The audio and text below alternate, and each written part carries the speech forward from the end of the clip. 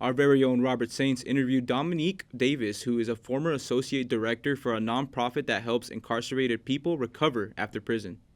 I am your host, Robert Saints, and today we are honored to have former Canopy Roots Associate Director Dominique Davis, an instrumental voice for advocacy and social change in marginalized communities dealing with homelessness, incarceration, and criminal history throughout Southern California.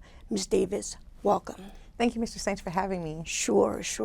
So I want to start off by asking you, what is Canopy Roots and what was your role as an associate director for the agency? Absolutely. So Canopy Roots is a for-profit organization out of Minneapolis. As you know, Minneapolis is one of like the grassroots social justice spaces. And so what they did was that they had behavioral health consulting there in Minneapolis, and they got a contract here in LA County to support people experiencing homelessness and crisis. How long have you been doing this kind of work, and why did you decide to start working with marginalized communities and those who are dealing with, disfranchised situations in their lives? I've been in the work for about 8 years now, and what drew me to this work is not only my own lived experience, but watching my community members go through issues where it comes to criminal history, homelessness. As you know, California is one of the biggest homeless populations and incarcerated populations in the world. So once I learned that information from a documentary called The 13th, it really changed my perspective on what was harming my community and what could I do to support instead of harm. So, what were some of the immediate services that you saw, the services provisions that you saw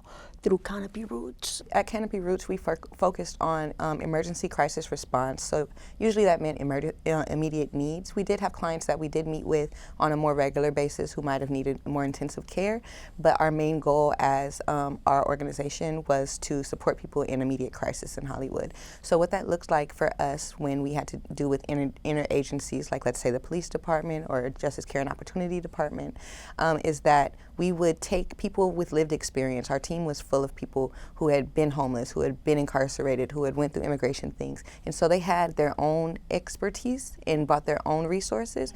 And we cultivated that to create a more robust resource guide for them.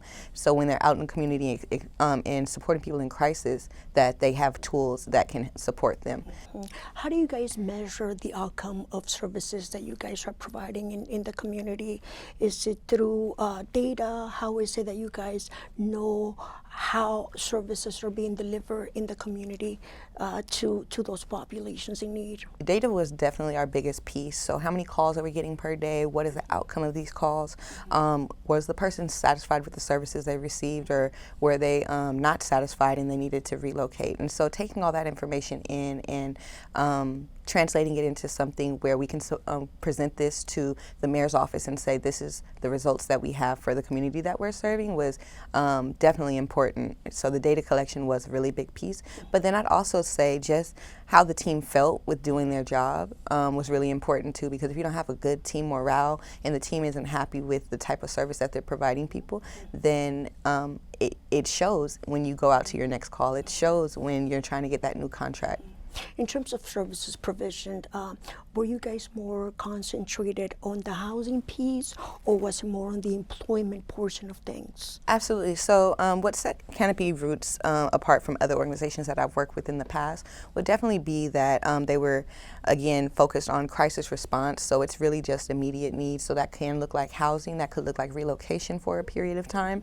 And then once that's stable, then we can talk about more resources. But definitely say that housing was the main component for Canopy Roots. In terms of what we get to see today, in terms of policy, social integration, and also social sustainability, what are some of the challenges that you see for formerly incarcerated individuals to reinstate back into society?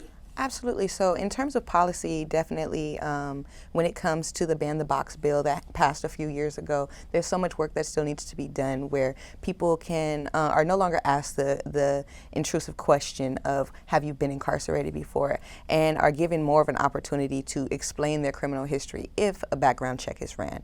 So even after that process, if someone says like, hey, because you're incarcerated, we don't feel like you're a good fit, Ban the Box makes it to where there has to be an adverse hearing. adverse notice of hearing. So what that means is that the person who applied for the job can ultimately go back and attest with the labor board and say, hey, we don't feel like this was a fair judgment. I was offered a job, and based on my criminal history, I wasn't allowed to participate in this job. So providing more policies like that is really important for when it comes to employment, but we need to ban it for housing. We need to ban it for unless it is extreme cases. We want to be very mindful that when we're creating policy, we're not also harming community. So in this social justice space, it's really important to think about all the layers to who's impacted by policy when trying to make things better in society for people coming home. So when it comes to the social sustainability factor, do you guys focus on getting that individual back into the workforce, or how would that work? Do we need to stabilize housing before we move forward with employment, or how do you guys manage? Well, thankfully, with a lot of policy change that's happened in, let's say, the last 10 years, there's a lot of programming aimed in while people are incarcerated to help them find trades. So we have Fire Camp doing an amazing job. A lot of our LA Cal Fire workers were there for the Pasadena and the Eaton fires, as well as the Palisades fires. We have people going into welding. We have people going into maintenance for electrical and things like that. And so I think investing in people while they're incarcerated, they're serving their time and they're trying to become rehabilitated members of society. And what's the future that you see for these communities in terms of what can we see 3 to 5 years from today? Absolutely. I think it definitely starts with people who are directly impacted, making sure that they have a voice at the table and are able to create policy, get on campaigns and teams that can support them, as well as get that social piece. So there's a lot of great organizations out there like the Anti-Recidivism Coalition, SE Justice Group, A New Way of Life. They all have policy teams and policy programs that not only teach people with lived experience what's happening at the city, state, county level, but they're also empowering them to use their narrative and their stories. Ms. Dominique, I want to, on behalf of everything and everyone who makes this show possible, I want to thank you for being here with us and for sharing this valuable information. And to our viewers, I just want to say thank you so much for joining us. It's been great. Thank you so much, Mr. Saints. Sure. Nice to meet you. Take care.